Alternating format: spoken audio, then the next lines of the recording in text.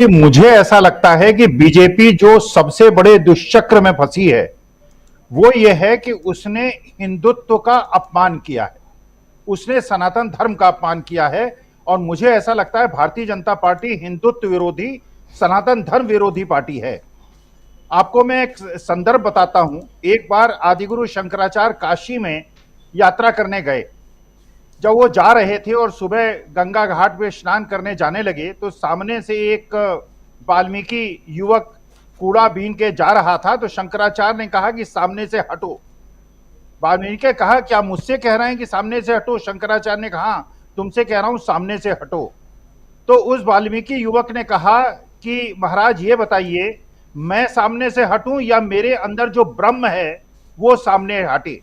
तो शंकराचार्य को महसूस हुआ कि ये वाल्मीकि युवक नहीं है, ये महादेव स्वतः हैं। और वाल्मीकि जो उस युवक ने कहा वो महादेव की कल्पना, वो हिंदुत्व की कल्पना है। जी। हिंदुत्व की कल्पना ये उसने बताई कि अहम ब्रह्मास्मि। इसका मतलब यह है कि तुम में भी ब्रह्म है, मुझ में भी ब्रह्म है।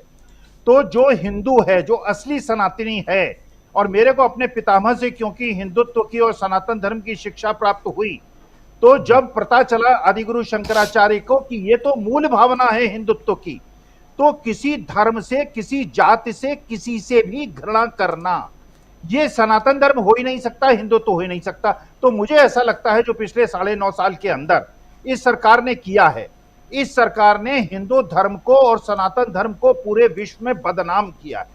मेरा प्यारा धर्म जिसके पूरा विश्व जिसका गुणगान करता था। और एक और चीज जो आजकल संदर्भ अडानी जी का होता है, आपको पता होगा राजीव जी, भगवान श्री राम के पूर्वज थे राजा हरिश्चंद्र। जी। और राजा हरिश्चंद्र जब मणिकर्णिका घाट में उनकी ड्यूटी लगी, वहां वो नौकरी करते थे, सारा राजपाट उन्होंने दान में दे दिया। उनके पुत्र का देहांत हुआ, उनकी पत्नी जब शव उसके लिए दहन के लिए वहां आई, हरिश्चंद्र ने अपनी पत्नी से आधी धोती मांग ली कि भैया कर तो देना पड़ेगा, क्योंकि मालिक का जो तुम्हारे पास है उसका आधा देना पड़ेगा। ये है भगवान श्री राम की मर्यादा। और आज जो हो रहा है, आज ये हो रहा है कि कॉर्पोरेट टैक्स को घटाकर अडानी की तिजोरियों को भरने के लिए गरीबों पे जीएसटी लगा के ये जो कहते हैं कि राम राज्य स्थापित कर रहे हैं, वास्तव में ये लोग रावण राज्य स्थापित कर रहे हैं। इन्होंने पूरे विश्व में सनातन धर्म और हिंदू धर्म को बदनाम कर दिया है।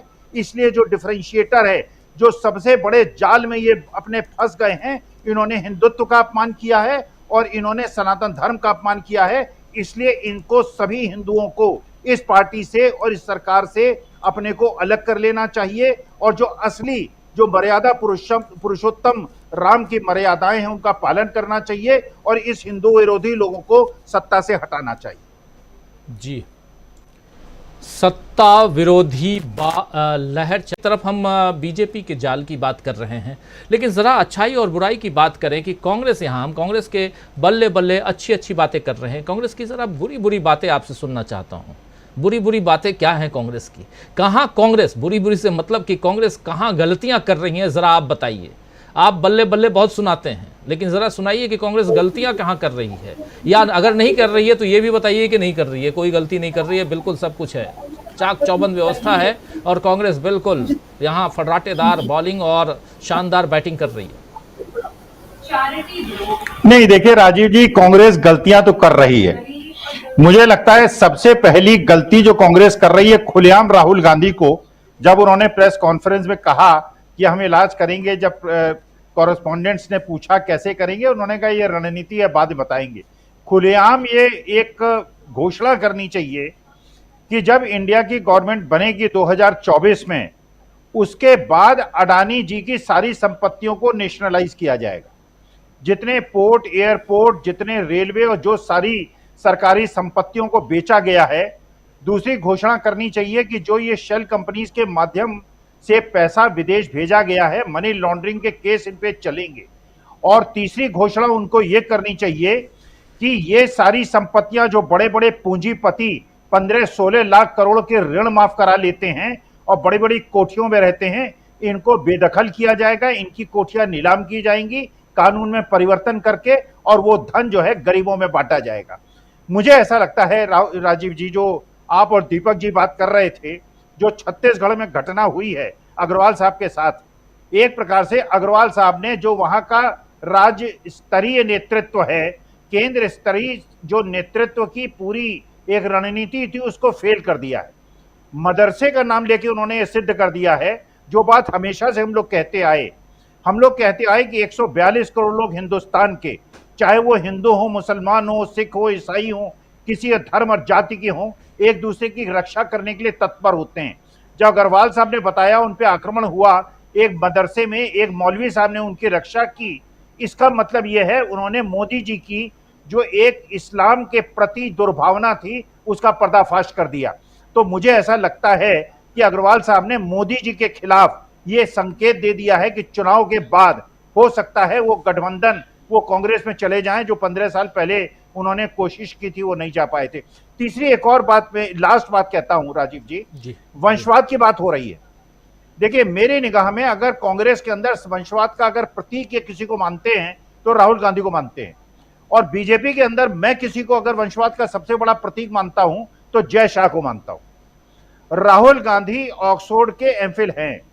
राहुल गांधी वर्ल्ड के बड़े बड़े इंटेलेक्चुअल्स के बाद बैठ के प्रेस कॉन्फ्रेंस करते हैं।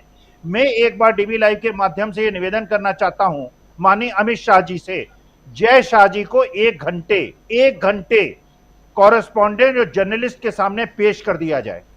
वो 31 साल का युवा अगर बीसीसीआई का जनरल सेक्रेटरी बना है और सौरव गांगुली रिटायर हो जाते हैं और उनके लिए नियम में परिवर्तन करके उनको एक्सटेंशन दिया जाता है, जरा देश की 142 करोड़ जनता ये देखे कि माननीय जय शाह जो हैं वो कितने योग्य हैं, क्रिकेट के बारे में उनकी कितनी जानकारी है। वो चाहे तो हिंदी में बात करें, चाहे तो वो इंग्लिश में बात करें। इंग्लिश में बात करें तो साउथ के लोगों को समझने में अच्छा लगेगा। तो एक ऐसा हो कि राहुल गांधी जो कांग्रेस के वंशवाद के प्रतीक माने जाते हैं और जय शाह जो बीजेपी के वंशवाद के प्रतीक माने जाते हैं, जय शाह जरा मुखातिब तो हो, पता तो चले, क्योंकि देखिए चुनाव लड़ने में जनता के सामने जाना पड़ता है, जनता के पास में अपनी योग्यता सिद्ध करनी पड़ती है।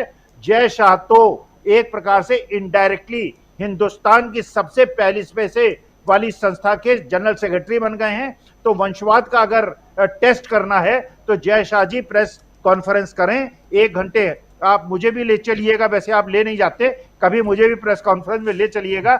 जय शाह से मैं भी कुछ प्रश्न पूछूंगा और तब पता चलेगा कितने योग्य हैं, और शिक्षक के रूप में 10 में से कितने नंबर उनको देने मैं दूंगा। जी, शिक्षक हैं आप और नंबर देना तो आपका फ़र्ज़ बनता है, बिल्कुल दीजिए। आप नंबर 10 में से कितना देते हैं ये हम भी देखेंगे। और लेकिन बहुत महत्वपूर्ण बातें आप जिस भी अंदाज में कह रहे हैं, लेकिन बहुत इंपॉर्टेंट बात यहाँ आप रख रहे हैं।